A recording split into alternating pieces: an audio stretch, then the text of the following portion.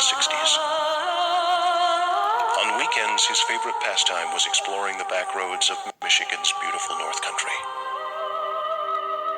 On a gray and foggy weekend in October 1963, Tasker was driving along M123 early on a Saturday morning. He was a few miles north of Paradise, hugging the shoreline of Whitefish Bay. While sipping coffee from his thermos, from the corner of his eye he spotted a place where the grass along the road grew in a telltale pattern. The growth suggested there had once been a road here. Tasker slowed his military surplus Jeep, turned around, and returned to the overgrown two-track leading into a thick stand of pines. No one had been down this road in a long time. His heart started beating fast with the excitement of discovery. The first quarter mile, the path was nearly impassable as long, intertwined branches of the trees brushed across and over his vehicle. Then the two-track opened and became smoother. Tasker drove another half-mile, noticing that the fog was getting thicker. The mid-morning sun was just a hazy circle in the sky. He switched on his headlights, fearful that he might suddenly find himself driving straight into the cold waters of Whitefish Bay. Suddenly, through the haze on both sides, Tasker detected shapes. Buildings. The two-track had become a wide street. He shut off his engine and stepped from the vehicle. He was in the middle of a town. Tasker grabbed his county plat map and tried to pinpoint his position. After a few quick calculations, his finger traced to a point on the map where absolutely nothing appeared. He shook his head and looked around. "Hello," he said, stepping from his Jeep, his voice echoing off the buildings. There were several storefronts, a dozen or more houses, neatly lining the street. The dilapidated state of many of the buildings suggested years of neglect. Tasker climbed the rickety steps of a store that bore the name Sancho Dry Goods. He cupped his hands over his eyes and peered inside.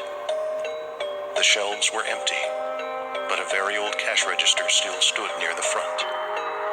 Next to it, a broom rested, as if someone had swept the floor that very morning. The rest of the buildings were equally deserted. Many of the homes still had furniture inside, but little else. As he emerged near the far end of the street, Tasker spotted a small brick building. Over the door, a stone block was engraved.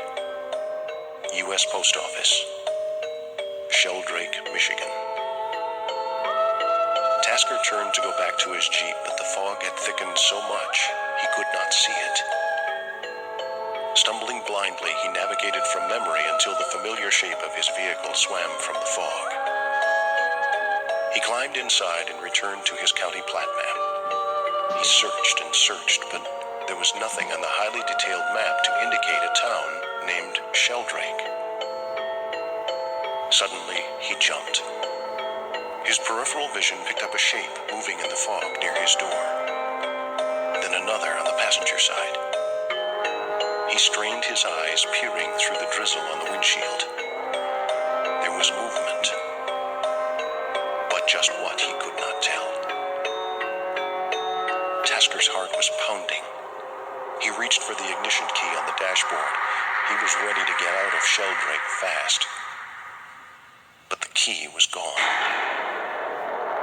More dark shapes moved around outside his vehicle. Tasker frantically ran his hands along the floorboards of the Jeep, searching for the key. It wasn't there. He sat up straight, considering the canvas top of the Jeep, which would offer no protection at all. Dark shapes darted back and forth outside. His eyes were wide as saucers as his mind raced with what to do next. Tasker took a deep breath and tried to calm himself. Maybe these were just hikers or hunters or something. Maybe he just dropped his key right outside the door. His hand shaking, Tasker reached for the headlight switch and pulled.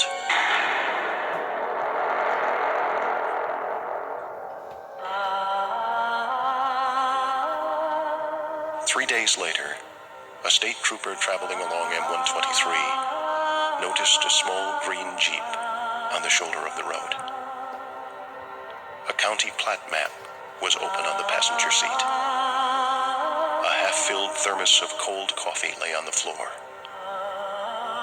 The key was in the ignition. C.J. Tasker was never seen again. The haunting of Northwest Michigan.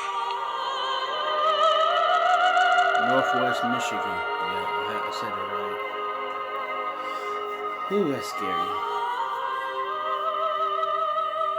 To the day right now, it's still there.